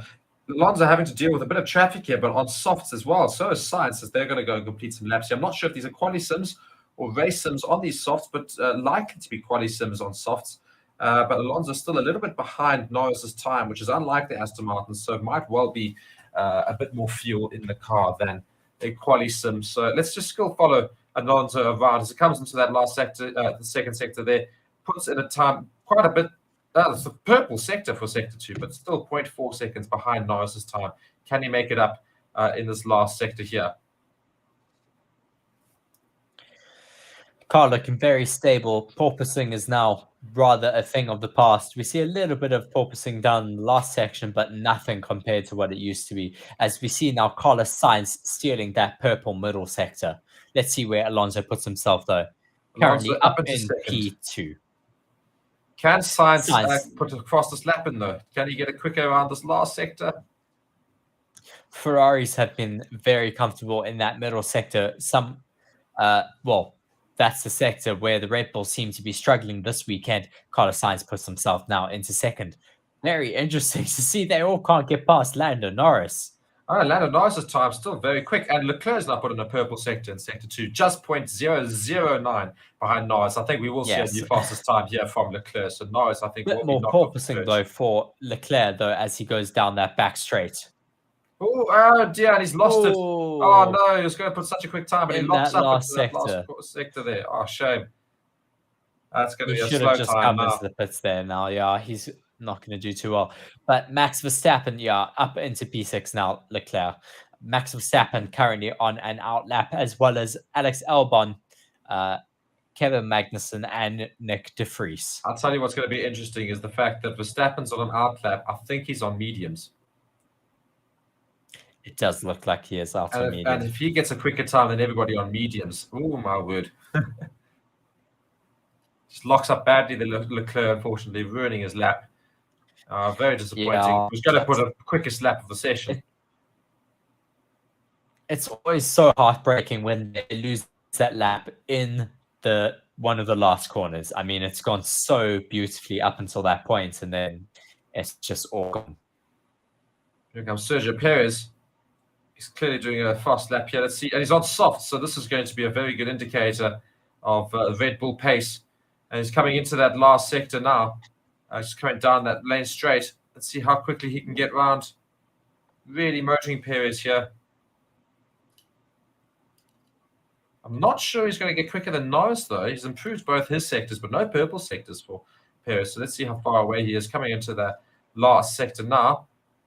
He's going to struggle to beat Norris's time. Max Verstappen is on a set of softs, so not on a set of mediums. Yeah, a set of softs. So softs for Perez. Looking very neat and tidy. I'm following on board with Max Verstappen at the moment. He's looking so comfortable in the middle sector right now. Going up into that super tricky section, neat and tidy. Or maybe riding the inside curb a little bit, but still neat and tidy right now. Going down that back straight. Oh my word, purple sector in that second sector. just 0.3 seconds quicker than Norris already, almost 0.4 seconds quicker. So if he doesn't mess up this last sector here, he should get the quickest time of the session so far. Into the braking zone now, left hand down, neat and tidy, little bit of an oversteer bite. Now into the left and right hand corner, DRS open, comes across the line. Where does that? 128.25. He is now the quickest driver around the track, but not that much quicker when you consider Norris is in the McLaren. Norris in the McLaren just 0.48 seconds behind Verstappen. Yes, a bit of a distance you'd think, except for the fact that McLarens have been slow this season. So either McLaren have found some serious upgrades. Max's engineer though saying to him the tires have another lap in them. So we may see him go out for another lap on this set of tires.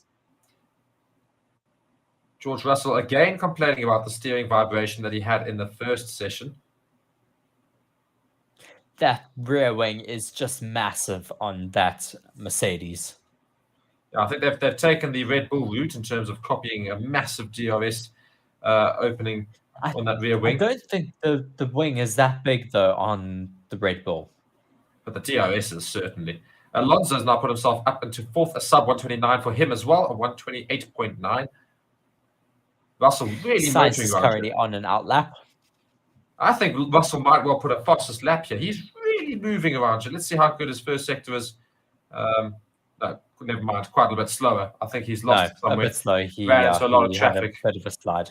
Yeah, there's a lot of traffic there. I think it's also not going to help either. Disappointing there. Track is super full at the moment. Only Lando Norris, Lewis Hamilton and Sergio Perez are currently in the pits. Everyone else is currently out on track.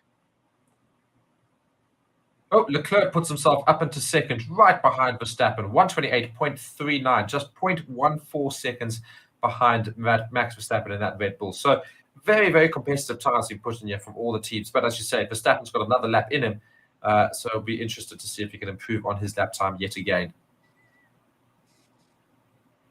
Charles Leclerc, it will be interesting to see if he's able to still do another lap on these tires or if he is going to come into the pits. Just watching Carlos Sainz now, I think, ramping up to start another hot lap. DRS wide open, so let's see how he can fare here.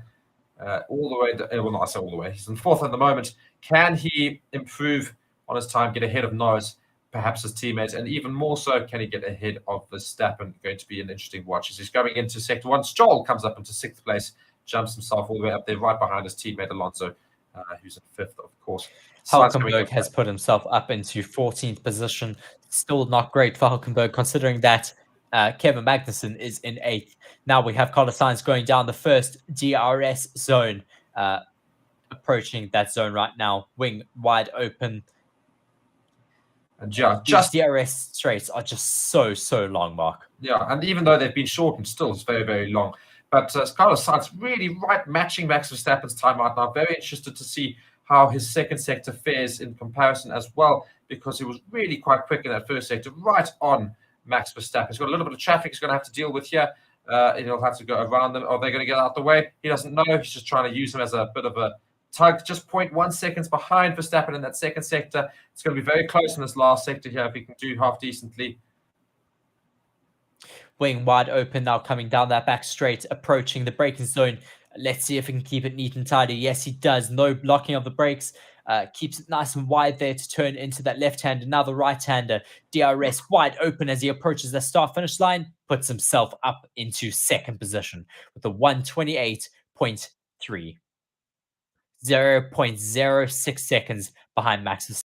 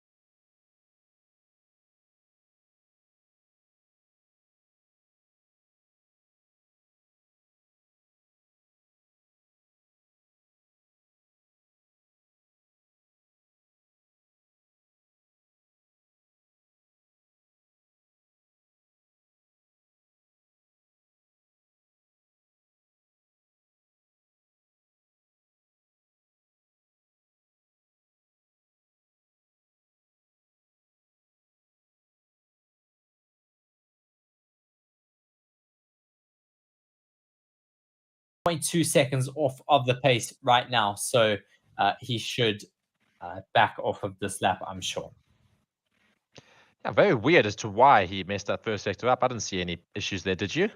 No, I didn't see anything. Maybe just there was a bit of traffic though, so maybe he just backed off. Glad to have you back though now, Mark.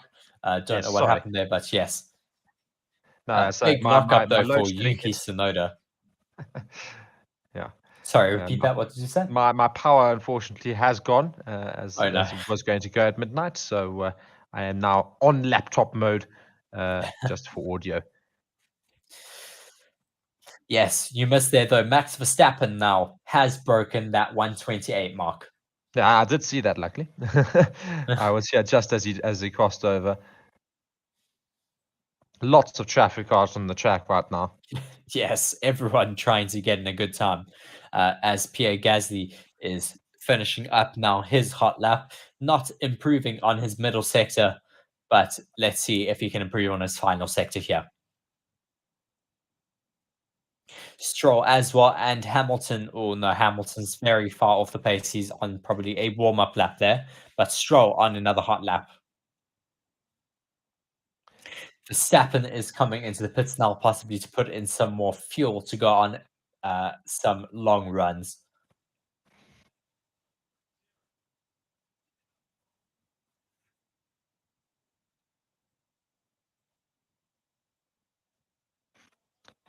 Just if anybody's in the comments section, could they please let us know if they can hear us? I just see a couple of comments saying there's no sound.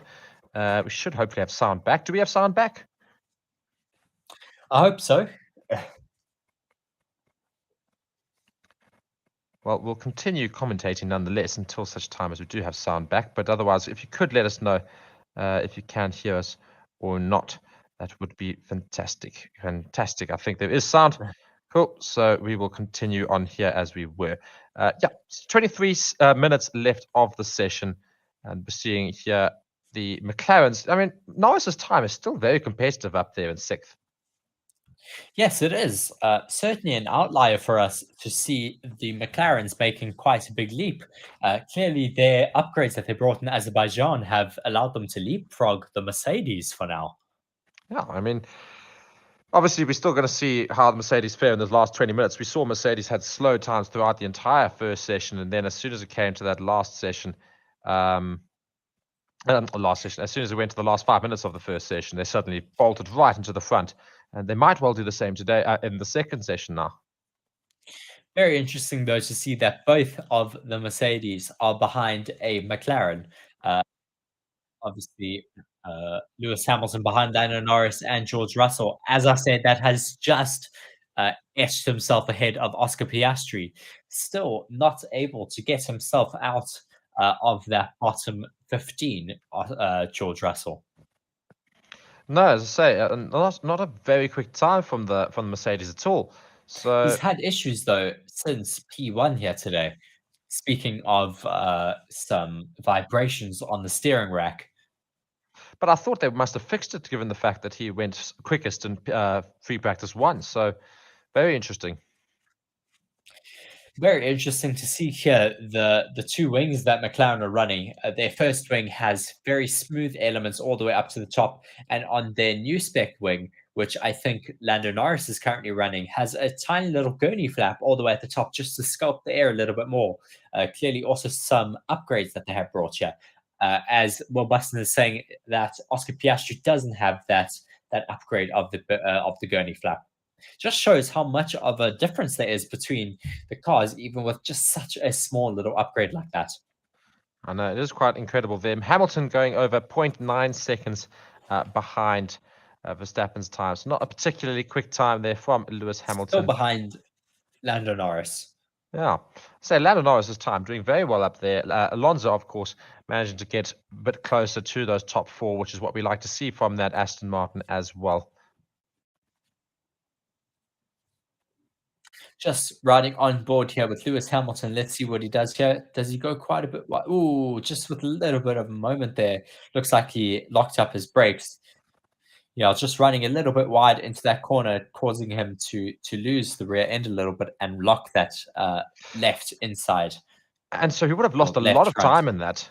And Oh yes, for sure. and interestingly, obviously that was during his fast lap. So I wonder whether or not he would have been a quicker Following time. a George Russell now, though, saying, I think it's three-wheeling through the left-hander to turn 2. That certainly would not be very good if it is doing that.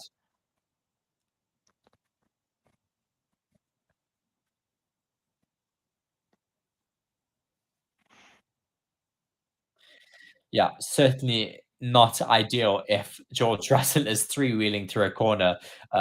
Hopefully that isn't happening, but does not sound like George Russell is very comfortable in his car at the moment. No, I just don't understand what could have gone wrong between first session and second session, because he was doing very well at the end of that first session, and now the second session's really not panned out very well for him at all. He's had issues pretty much from the very beginning. Yes, I mean, it's certainly baffling me a bit as to why Russell is so far off the pace of his teammate, as well as just in general why the Mercedes are a little bit more off the pace in this session. So there's under 20 minutes left of the session. Are we going to see any surprises, Reese? Well, I think maybe we should see, where is Fernando Alonso right now? Alonso's up in 5th. Maybe we can see him getting a little bit further up. Maybe we'll see the McLarens jumping, well, at least the McLaren of Lando Norris jumping up a little bit more as well. Logan Sargent making his way around the track as we follow him on now.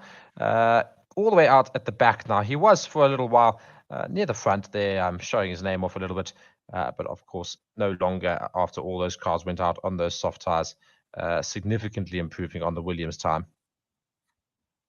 Lando Norris is currently on an out lap, as well as Nico Hulkenberg. So some more cars getting out on track. Also, Carlos Sainz coming out on track right now.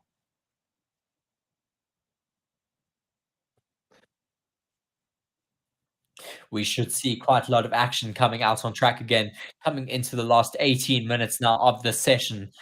People will be doing their last runs now. And then, if that is a practice pit stop for the Williams, that is not very good. Not at all.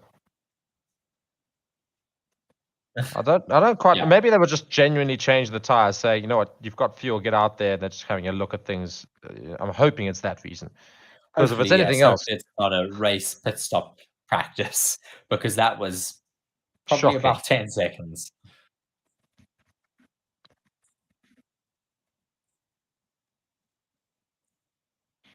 Lots of teams getting their drivers' cars ready to go back out on track. Currently, we have Carlos Sainz, Lando Norris, Alex Albon, Guan Yu Zhou, Valtteri Bottas, Oscar Piastri, Nico Hulkenberg, and Logan Sargent out on track. As we have now Charles Leclerc and Sergio Perez also leaving the pits.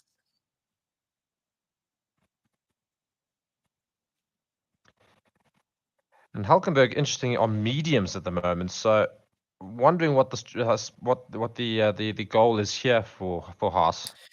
Maybe they just don't want to burn up too many sets of soft tires, so they're just choosing to use some mediums instead and gather some data for their race.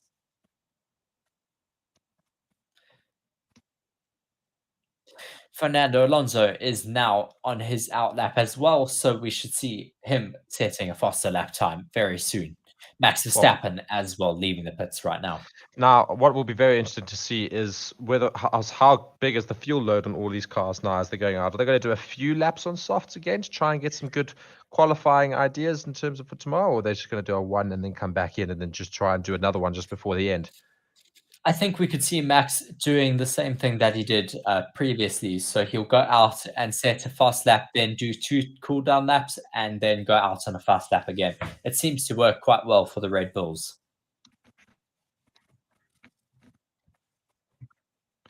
As we now have Nico Hulkenberg, he's certainly doing some race pace because he's not using his DRS in any of the long straights. Yeah, so definitely just getting some stats there for a longer period of time. So he'll be out on track for a while, one imagines. Yes. So Verstappen on an outlap, Leclerc, Perez, Alonso. I'm sure Sainz is also out there. Sainz is currently doing his lap, I actually think. So I'd rather like to see how Sainz gets around. Yes, it would be nice if they showed us Science's lap instead of showing us mechanics and people on the pit wall. Yeah, literally.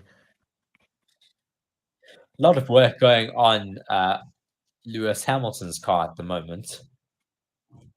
It's the wrong car. Do they realize that George Russell's the one having problems? Clearly not.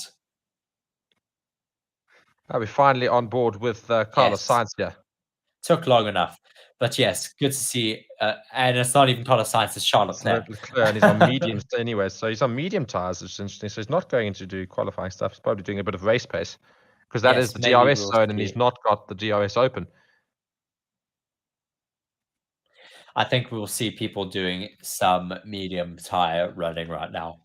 So one imagines that they'll go do medium tires until about 7 minutes. So we'll have 7 minutes of that. Then they'll come back in and they'll chuck on some softs and go and do a qualifying lap right at the end of the session just to get the best possible. Then they'd be done already with their softs running right now. They all seem to be doing race pace tests right now, so they will not be opening their DRS at all down the main straights. That's interesting. So if we had those sessions, those sims earlier with regards to those qualifying attempts, were those the times then, or do we think we're going to see another time you put in right near the end show? I mean, interesting, isn't it? It's because if those were, I don't feel Red Bull were far enough ahead to make it look as if they were very much dominant. Don't get me wrong, Verstappen's quite comfortably ahead, but not by a huge margin to Sainz and Leclerc. Well, I mean, you say that, but 300ths of a second is still quite a big margin. I just think the only thing is that you're going to find a lot more pace still tomorrow in the actual qualifying session, of course, because drivers Yes, of really course. push the limits then. Of course you are. But I mean, I still think Max is holding quite a bit back. He always will. He'll put a bit more out on track tomorrow in FP3, and then qualifying, he'll obviously let it all loose. Yeah, so every car bar Nick de Vries. Oh my word. Almost a big issue George there. Russell almost going into the wall, just managing to hold on to it in that second to last corner. Yeah, everybody on medium tires doing some race pace laps.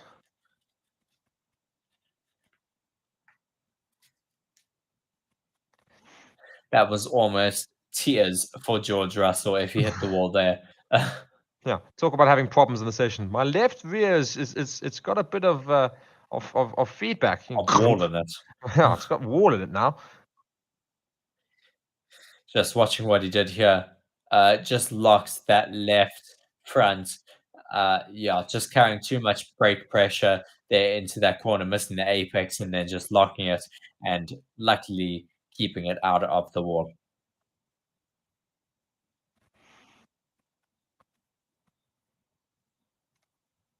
Just watching on with Fernando Alonso here, passing an Alpine or attempting to pass an Alpine, getting caught up quite a bit. Just saying that the Alpines are racing already in free practice. Alonso on a set of hards and that Alpine on some mediums. Fernando, though, enjoying fighting with the Alpine. I just love how Fernando Alonso loves everything. He's not got complaints when he's got all these things. I mean, other drivers would say, "What is this guy doing? This," and Fernando Alonso just having a good laugh and saying, "Huh," like he's irritated, but he's doing it in a funny manner, which I do enjoy. He's just really enjoying his life at the moment. I don't think he's ever been as happy as he is right now in his career. No, I don't think so either. He's certainly very, really enjoying his time in Formula One. I don't think he necessarily thought he was going to come back to Formula One after he left and went to World Endurance Championship as well as IndyCar. But he got the opportunity to come back and now is able to compete for podiums. So why not be as happy as Fernando Alonso is right now? And he's also, of course, like one of the oldest drivers to have ever raced in Formula One in terms of his age with regards to his racing. So, you know, he's been there, done that. He doesn't need to stress over small things because he knows what goes on. So it's quite nice that he can just go there. He knows these tracks very well. Of course, Miami's a bit new to him, but But Well, it's Miami's most big new to tracks. everyone.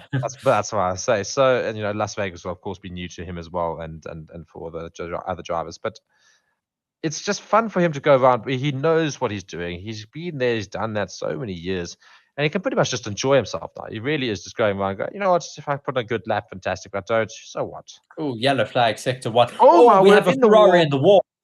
Charles In the Leclerc. wall. Oh my gosh. Ferrari in the wall. What is going on? Luckily, not too deep, it seems, so not too much damage, I think. Oh, no, never mind. Bit of That's a damage. destroyed front wing and probably a broken front What axle. on earth happened there? Red flag for the session. I think that might be the end of the session. Yeah, pretty much. That will be pretty much the end of the session. Charles, what is going on? And this is the very reason why Charles Leclerc is not able to challenge for championships yet. He just keeps making mistakes. Oh, yeah, no, that is very broken. Oh my word. That's going to be a very, very upset Ferrari garage. I mean, how did he lose it from so far back? You can see those skid marks. I mean, the brakes can't have You failed. would be able to hold that out. Surely you'd be able to turn the car. Yeah. What on earth? It's very bizarre. It's a very long skid mark there, and that's I want to see the replay here because it makes no sense whatsoever as to how he's managed to get into the wall here. Replay is coming now, so let's see what happens here. Neat and tidy into that corner, left-hander now, and this is where he loses it. Oh, yeah. So he just locks it back. He didn't tried to have a recorrect. That would make option more there, yeah. sense. So he tries to correct his oversteer, and in so doing, takes the car completely the wrong way and straight into the wall. And then, yeah, just cannot do anything.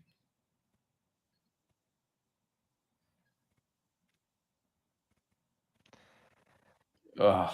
Ah, dear Charles Leclerc. He should have just held it out there. I know it would have ruined the tires a bit, but he needed to hold it out there just to try and get around. Yeah, probably would have been better if he spun and didn't hit the wall. Spinning, you would have like scrubbed off more speed than doing that. Oh, my word. Disaster class for Ferrari in this session. Not good there for Leclerc. Yeah, I mean, putting decent times in, but yeah, that's not going to be bode very well at all. As we see Italian Jesus there, Antonio Giovinazzi. His hair's a bit shorter now, but yes, he is the Ferrari reserve driver for this year. Charles Leclerc Just here watching being Charles completely Leclerc, mobbed yeah. by some of these American fans, these idiots trying to go and say hello to him. He's on his Vespa. He's making his way back, surrounded by a whole lot of people there. Hopefully he can get away from them. They're all chasing after him. It's quite hilarious. It is rather funny. Oh, dear, shame. Poor Charles Leclerc's Ferrari being picked up now and taken away from that. Oh, that barrier is going to be needing some fixing there. So I definitely don't think we're going to see many cars get back out onto track for the rest of the session. I think most of these players, just watch what the drivers do. If the drivers get out of the car, then there is no more running for the session. Let's see what they do. 7 minutes to go and fix up that wall. I don't see it happening. I think they also look at this and they think, you know what, there's a third practice session tomorrow. What's the point? There's 6 minutes left. It's not going to get anything. We're not going to get any data done. So Yeah. I'm sure that'll be the end of the session. I don't think anybody's going to go back out. Some cool close-up shots of Charles Leclerc. This is, well, if you want to get a close-up shot of Charles, this is your time as he rides past people. On this little Vespa, making his way back to the pits.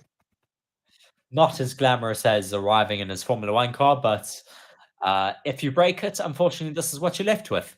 Yeah. Oh, dear. It's the ride of shame for the drivers. You never want to end up on a Vespa. Yeah, Hans here saying Alamax 1, Perez. Don't quite know what you mean by the Perez part, but I think you mean Max will be first, Perez perhaps in second. So, yes, indeed. So, yeah, looking here, is the driver getting out of the cars? They're keeping the blankets on the tires. They're not actually necessarily getting Sergio Perez out of the car just yet. So, perhaps they think... Might be hoping just to do a last-minute soft lap run. So we will see what they end up doing. Let's see if they are able to fix that barrier in time. Some very excited Mexican fans there, or supporting, I assume, Sergio Perez, I'm sure. Yes. Almost looked like his dad, actually. Logan Sargent there having to wipe away tears from his eyes there. I don't know what is wrong there. I don't know if he's crying or if perhaps he's just trying to get these sweat off his eyes, perhaps. One imagines sweat, but he doesn't actually look very happy with life, does he? No, as he seems to lower his visor a little bit as well, so like the camera can't see his face. As we now have that red flag taken away, the track is once again green, so we should see well, pretty much everyone coming out on track now. Yeah, just to try and do one more lap just before the end here, and maybe get some practice starts done as well. Yes, as Marcelo we here have saying, 5 minutes left to go of this practice session. "Oh dear, Vish, you're not going to enjoy this comment," but Marcelo saying Leclerc looking like Mick Schumacher this season. Yes. It's sad. I mean, Leclerc has a very competitive car, seemingly at the moment, and just not doing very well. No, not at all. Just looking here at some analysis of. Oh my word! Every single car currently on that in That's the a pits. very, very expensive traffic jam. I mean, my word! Everyone just trying to get out. The race is going to resume now. It should resume. So, well, I say race will resume. The practice session will resume.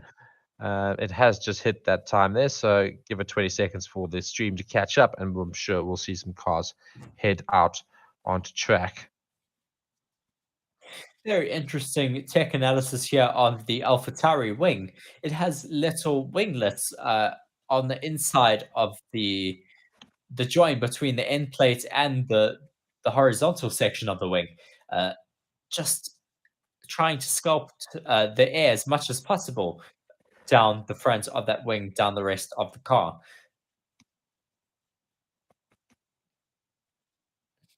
Cars getting out on track now. That traffic jam just moving along a bit more now.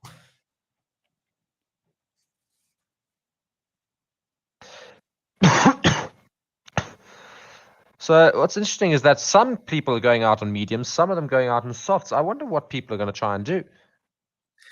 Did you see what the Ferrari and the Red Bulls were running, Mark?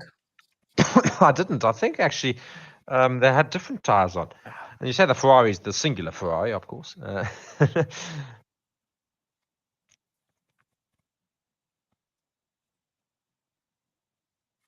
What I still don't understand, just watching that with Charles. Yeah, well, as I say, I'm also watching it, and what I also don't understand is that once he overcorrects and he goes back onto the other line, he doesn't come back onto he doesn't try to turn the car left again. Because your tires are locked, there's no point. I mean, yeah, it's just impossible to stop that momentum once it's started like that. Yeah, you're going at such a rate. And Marcelo here saying, in normal conditions this year, the World Drivers' Championship top 3 is already defined. Nobody taking Alonso from P3 if the car remains competitive. I think there's a lot more races in the season these days, and lots can happen. I mean, we keep talking about Red Bull running away with it, Red Bull running away with it. Don't get me wrong, they are very much ahead at the moment, and it's not looking like it's slowing down. We are still only 4 races in. You know, as we have now 2 minutes left of the session, everyone's going to try to do a single hot lap. Science asking what happens to Charles. He lost the rear or the front, being told then by his mechanic or his engineer that he lost the rear. Obviously, Science wanting that information just to make tweaks and just to drive consciously of that issue that his teammate had. Well, at the same time, you almost don't want to ask that question because otherwise then you're just going to be wary of it, thinking of that and not actually racing quickly. I mean, yes, you want to maybe understand that, that's how you can possibly lose it there. But, it might affect the way in which he drives. Just try not to, cause the issue. Don't lose the rear. Max Verstappen currently on a hot lap on a set of mediums, so not going to break his fastest lap time of the day that he said earlier, but is a very good race pace indicator at the moment as he is not opening his DRS at all. So just doing some race pace simulations right now. So most notably, I think, is the fact that Norris, having done the first lap on the softs compared to everybody else, is still right up there very competitively in the mid 128s. So I think that's a good indicator for McLaren to say, hey, look, your car's not as slow as you thought it was. Piastri, however, is all the way down to 16th. So we'll have to see whether or not Piastri can try and improve on his lap times tomorrow. Yes, under 30 seconds left of the session. So pretty much as all of these drivers finish their laps, they will be done with this session. But a very interesting session here today. Was almost a clean session, though, until Charles Leclerc hit the wall in the last 5 to 6 minutes. Yeah, for Max Verstappen now coming to finish up this lap as that clock ticks over and the session is now completed. Just waiting for drivers to finish their final laps now.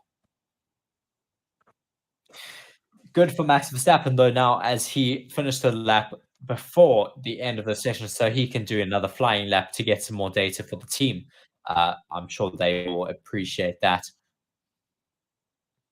Looking so comfortable out there, though, on those medium tires. Just watching a replay of Sergio Perez coming to the first corner here. What does he do? Does he lock up a bit? Oh, Yeah, yes, he does. He big locks his right lockup. inside. A Ooh. huge smoke. Yeah, from that lockup. will completely destroy that tire.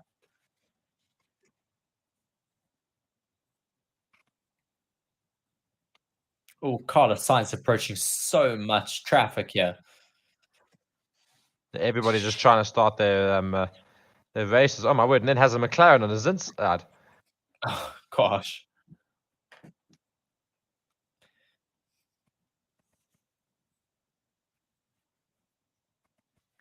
I don't know if you saw, Mark, but in Azerbaijan, Esteban Ocon set a new record for the longest run on a set of hard tires. Yeah, I know. He went almost the entire race with it, and that's why he had to pit He literally did on the over last lap. 300 kilometers on that set of tires, the longest run on a set of hards since 2014. Very impressive there, of course. But I think, didn't he get penalized, though? Just correct me No, if I'm wrong. He didn't because get he did penalized for coming box into on the the pits. last lap. Okay. No, he didn't get penalized. That was just a very, very dangerous situation made by the FIA for allowing reporters and photographers in the pit lane when it was still active. We see a couple drivers now lining up on the pit lane to do some practice start here, as we see. I think that is Nico Hulkenberg doing his practice start now. Lando Norris with his beach ball helmet lining up in his grid box right now to do a practice start. There goes Carlos Sainz, waiting for Lando Norris now. He revs that engine, holding it very long. Mick Schumacher watching on there from the pit lane. I'm sure he would love to be in one of those cars. Just watching on, I think, watching Fernando Alonso at the moment. No, watching Lance Stroll. Yeah, and I think just let's just recap quickly for everybody. So what happened to that practice session there? We saw some good quali sims, perhaps. Max Verstappen breaking the 128 barrier, got a 127.9. So very quick lap there from Max Verstappen. Sainz coming in very close, 0.4 seconds off of that in second. Leclerc in third, but crashed out as well with 10 minutes to go, losing it a little bit. Perez in fourth, Alonso in fifth, Norris in sixth, Hamilton 7, Stroll and Ocon 8 and 9, Albon in 10. Gasly, Magnussen, Zhou, Bottas, Russell all the way down to 15. Still got issues there, of course, with the Mercedes. They need to go and try and sort that out before tomorrow. Piastri in 16, Hulkenberg 17, Tsunoda 18, De Vries 19, and all the way at the back, homeboy Sargent. Yes, Sargent looking quite upset though in his pit box earlier on. I wonder if that's just down to him having some issues getting to grips with the circuit. Very difficult circuit here, so maybe just taking a little bit of time to get confidence around here. Good practice start for Lewis Hamilton there. Yeah, so I'm interested to know if whether or not that was crying or just sweat, because I know what the drivers look like normally when they come out of it. He didn't look like he was sweating. It certainly looked like tears, which is very weird to me. Yes, you don't often see Formula One drivers getting upset. Well, except for George what- Russell, of course. Well, yes. But I mean, the fact that he also lowered his visor when he knew the camera was on him also showed that maybe he was getting a bit emotional and just was trying to hide his emotions a bit more. As we have the finishing there, you've already gone through it, but just to recap again, first is Max Verstappen, second Carlos Sainz, and third is Charles Leclerc, who unfortunately crashed out right before the end of the session, locking his brakes and hitting the wall, breaking his front right suspension. Yeah, so of course, guys, be sure to go and subscribe to the channel, like the video, comment, etc., etc., etc. And of course, we will see you tomorrow for the next streams. We'll be doing FP3 and of course the big session qualifying tomorrow evening. Very intrigued to see what the improvements on all those various car manufacturers have done. And can anybody take on Red Bull in tomorrow's qualifying? Stay tuned, of course, to Formula One and Forever Sports so that you guys can be involved with all the action, of course, with me and Reese, of course. So, guys, thank you so much for watching. Reese, any final comments from that session there? No, not too much. Just very disappointing to have had Charles Leclerc crash out there in the end, but still a very good session. Very, very exciting for tomorrow to have seen these drivers being so close together. Indeed. And guys, thank you so much, of course, for watching as well. And we look forward to your comments tomorrow as well. Good night, everybody. And we'll see you then from Forever Sports. Cheers. Goodbye.